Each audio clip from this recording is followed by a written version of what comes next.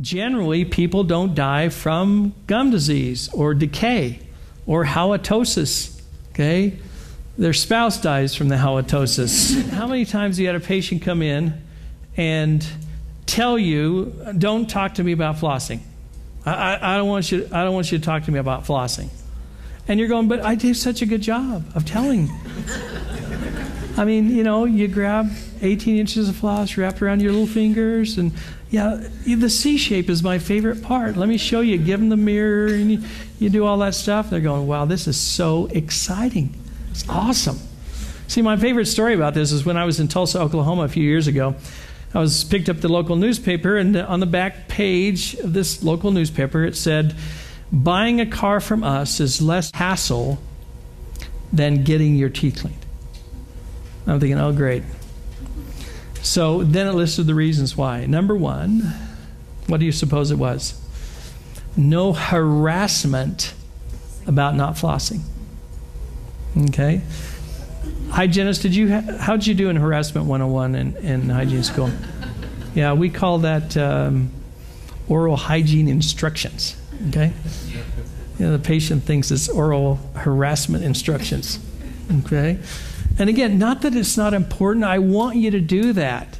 But we've got to do things in the right order. We kind of lead with that. We get out there. It's like, going on a date and say, well, before we go out, I'd like to just mention some things that you probably could change. Schedule dictates so much in your practice. And it's one of the things that we don't do very well, and worse than that, we don't do it very consistently. Really, you just don't want any interruptions. See, if you've got the doctor bouncing back and forth and all that kind of stuff, we want to get the doctor's fanny in the chair, put some super glue on the chair, give him a bunch of burrs, okay? Close the door and turn on the exhaust fan to get all the smoke out, Let him go. Don't interrupt him and ask him questions. All right, doctors, this is your job in scheduling. Okay, stay out of the book, but this is what you can do to help schedule. All right?